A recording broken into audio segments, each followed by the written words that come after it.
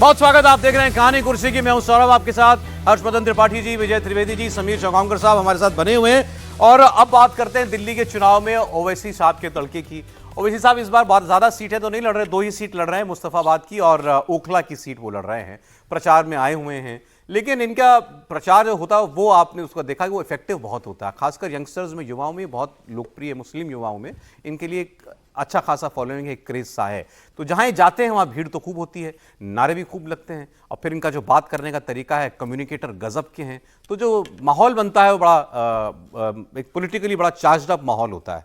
तो अब ये बात क्यों, अब ये थोड़ा घिरे हुए क्यों है कि इन पर आम आदमी पार्टी हो या बीजेपी, कांग्रेस, सब ये कह रहे हैं कि भाई ये आदमी तो एक तो बीजेपी की मदद करने के लिए आया है, क्योंकि यहाँ की मुस्लिम वोट डिवाइड करेगा तो बीजेपी का फायदा होगा इन दोनों सीट पर। दूसरा ये कि इनके दो उम्मीदवार हैं और दोनों जेल में हैं, दोनों के दोनों जेल में हैं, आरोपी हैं दिल्ली के दंगों के। अब इनसे सवाल होता है बार बार कि आप एक दंगे के आरोपी को, जिसको बेल तक सुप्रीम कोर्ट देने से मना कर दिया कि इसको हम प्रचार के लिए भी बेल नहीं देंगे, उसके लिए आप वोट मांग रहे हो। तो ये कहते हैं कि कोई गलती नहीं की हमने इनको उतार करके, इनके साथ ना इंसाफी हो रही है। और अगर आप किसी ऐसे मुस्लिम इलाके में जाकर के यूं बात करेंगे तो भाई जाहिर है कि सिंपैथी तो आपको आपके साथ रहेगी। तो आज हम बात ये करेंगे कि चाहे 2 ही सीट सही, लेकिन क्या असदुद्दीन ओवैसी वहां जीतने की परिस्थिति में हो तो बात अलग ही, तो ये सीट, वो सीट ले गए, वरना क्या ये बीजेपी को 2 सीट दिला सकते हैं? तो मैं आपको सुना रहा हूं असदुद्दीन ओवैसी के 2 बयान।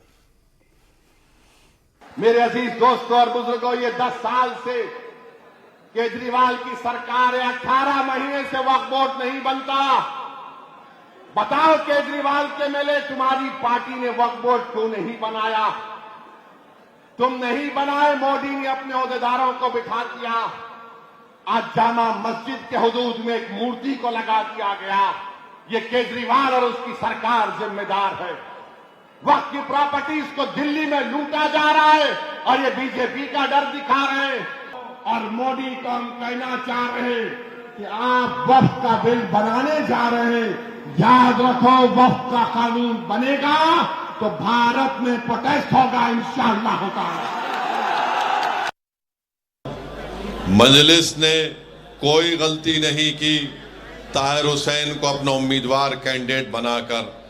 अगर किसी को तकलीफ होती है तो मैं उनको और तकलीफ पहुंचाने के लिए कह रहा हूं, मजलिस हमारी पार्टी है, हम फैसला अपने तौर से करते हैं। ये तुम्हारी बातें, ये तुम्हारे तबसरे हमारे फैसलों पर कोई नज़रअंदाज नहीं हो सकते हैं। अगर कोई ये कहेगा कि ताहिर हुसैन के ऊपर ऐसा इल्ज़ाम है, तो क्या केजरीवाल के ऊपर शराब की पॉलिसी का इल्ज़ाम नहीं है? कैसे केजरीवाल 6 महीने जेल में रहा, चीफ मिनिस्टर रहते हुए जेल में रहा, कोई उंगली नहीं उठाता उसके ऊपर कि क्यों केजरीवाल असेंबली का इलेक्शन लड़ रहे हैं।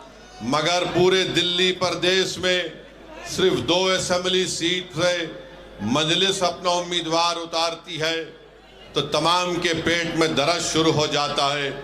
सुन लो, याद रखो, अगर मुझे ये फैसला दोबारा करना पड़ा तो मैं फिर से ताहिर हुसैन को और शिफा को मजलिस का टिकट दूंगा।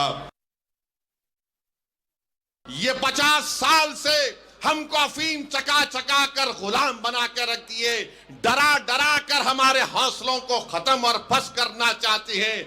अरे हम सिर्फ रब्बे कायनात से डरने वाले हैं, हम कोई आरएसएस, मोदी या किसी जालिम हुकूमत से डरने वाले नहीं हैं। हमारे फैसले रब्बे करीम करता है और हम अपने मुकद्दर के फैसले करेंगे। तो 5 तारीख के दिन आपको अपने के कोड का इस्तेमाल करना है। आप डरेंगे तो नहीं ना, आप मोदी से तो नहीं डरते ना, आप केजरीवाल से तो नहीं डरते ना। केजरीवाल और मोदी ऐलान कर रहे हैं, मैं 2100 दे दूंगा, मैं 1100 दे दूंगा। अरे क्या तुम्हारे बाप के पास से दे रहे हैं? जनता का पैसा है और दोनों झूठ बोलने वाले हैं, दोनों झूठ बोलने वाले हैं। ना 15 लाख आए 11 साल से, ना ये फ्री में वो बोलता है कुछ फ्री में नहीं आता। फर्क इतना है केवल कि असदुद्दीन ओवैसी जब ऐसे भाषण करते हैं तो बीजेपी को तो इससे फायदा होता है, लेकिन केजरीवाल जी का इससे नुकसान हो सकता है।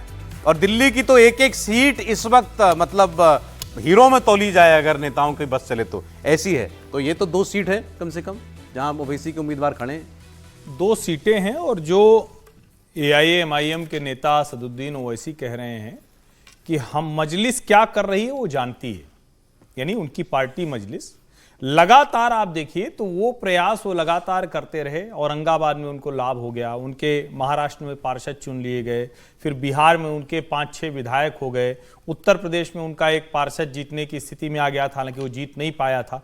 फिर जब दिल्ली में वो आते हैं तो पहले उन्होंने कहा था कि हम 10 से 12 सीटों पर लड़ाएंगे, लेकिन फिर उनको समझ में आया कि उस तरह से बहुत नहीं, तो उनको मैसेज देना है। और इसीलिए दिल्ली दंगों के जो दोनों आरोपी हैं, चाहे ताहिर हुसैन हो चाहे शफीउर रहमान हो, उन दोनों को प्रत्याशी के तौर पर उतारते हैं। और देखिए सबसे ज्यादा परेशान कौन है? जो अरविंद केजरीवाल का खासम खास लेफ्टिनेंट अमानतुल्लाह खान, जो लगातार गलत वजहों से चर्चा में है, वो ओखला सीट फंसती दिख रही है।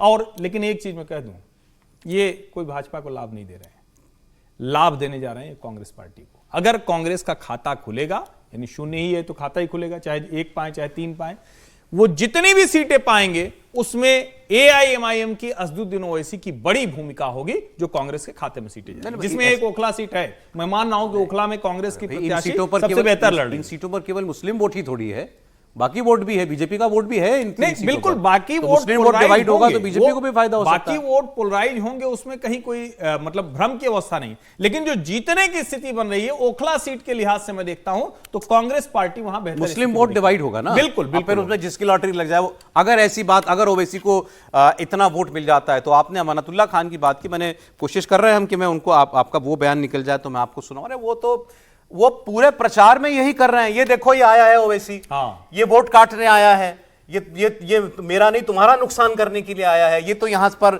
अगर इसको वोट मिल गया चला जाएगा, तुम्हारी गली कौन बनवाएगा, तुम्हारा सीवर कौन साफ करवाएगा, उसके लिए तो मैं ही हूं ना। मतलब उनको इस लेवल पर प्रचार करना पड़ता है। बिल्कुल चिंता की बात उनकी होनी चाहिए, क्योंकि उन्हीं का वोट कट रहा है और उनके वोट में से ही हिस्सेदारी ले रहे हैं।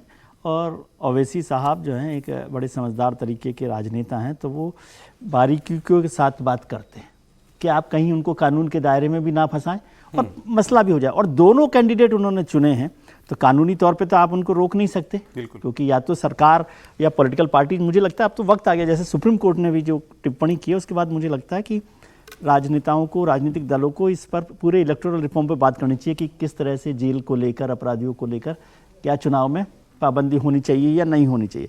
लेकिन वो दोनों कैंडिडेट लेकर उन्होंने मजलिस की, MIM की अपनी पहचान वहां पर बना दी है दोनों के लिए, और वो एक अच्छा वोट वहां पर ले सकते हैं। अभी इनका हर चुनाव में यही है फोकस, फर्स्ट स्टेप में यही होना चाहिए, पार्टी एस्टेब्लिश हो जाए, पार्टी एस्टेब्लिश हो जाए और हर जगह एक जगह पर कुछ कुछ अपना खूंटा गड़ जाए, वो है। देखिए ओवैसी ने महाराष्ट्र चुनाव में तो 14 उम्मीदवार उतारे थे, हालांकि एक सीट वो जीते हैं मालेगांव सेंट्रल की, वो भी 162 वोट से जीते हैं, लेकिन कई खिलाड़ी पार्टियों को उन्होंने वहां खेल खराब किया था। मुझे लग रहा है कि दिल्ली में भी उन्होंने वही किया है कि ज्यादा सीटों में मत लड़ो। जैसे महाराष्ट्र में सिर्फ 14 सीटों पर वो उन्होंने कॉन्सेंट्रेट किया था, वैसे दिल्ली में सिर्फ 2 सीटों पर चुनाव लड़ रहे हैं और उम्मीद है कि इन 2 सीटों पर वो जीतने की स्थिति में आएंगे। तो मुझे लग रहा है, और हमेशा सेंटर में रहते हैं, आप 14 सीटों में महाराष्ट्र में चुनाव लड़े, लेकिन देवेंद्र फडणवीस को हर रैली में ओवैसी को चुनौती देना पड़ी। ओवैसी और देवेंद्र फडणवीस इसके पीछे भी आप सोचिए तो मुझे ऐसा, ये मेरा मानना है कि ये जब ज्यादा सीटें लड़ते थे, जैसे गुजरात में बहुत सीटें लड़े थे, यूपी बिहार में बहुत सीटें लड़ते थे, उससे इनके ऊपर बीजेपी का फायदा कराने का आरोप लगता है। मुसलमानों के बीच में ही आपको बहुत सारे मुसलमान मिल जाते जो ये कहते कि नहीं ये तो बीजेपी की मदद करते हैं, अरे ये नहीं बीजेपी के एजेंट है, ऐसा कहने वाले मुसलमान भी मिल जाते थे।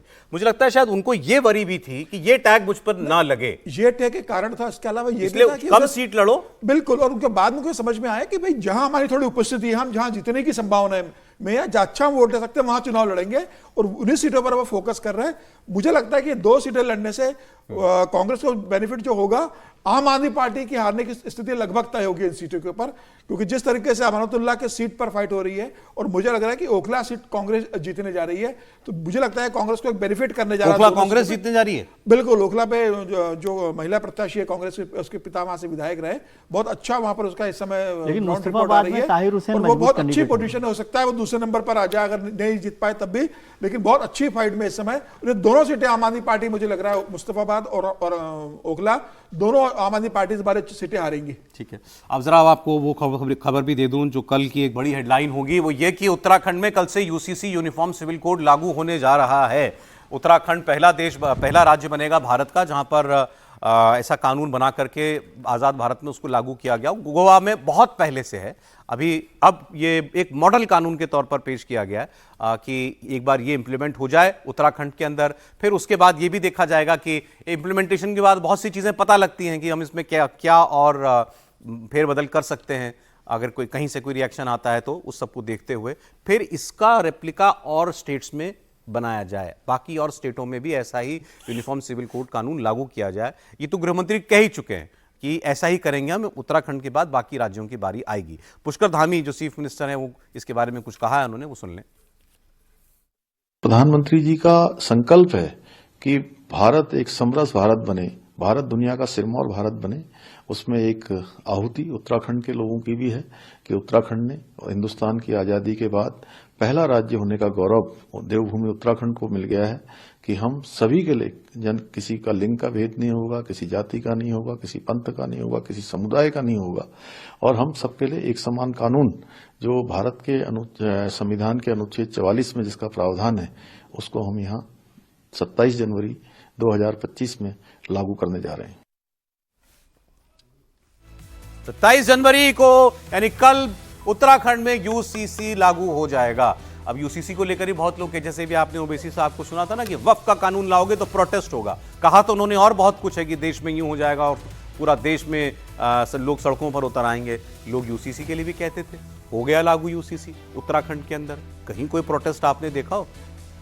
नहीं, मुझे लगता है कि प्रोटेस्ट तो देश भर में नहीं होना चाहिए।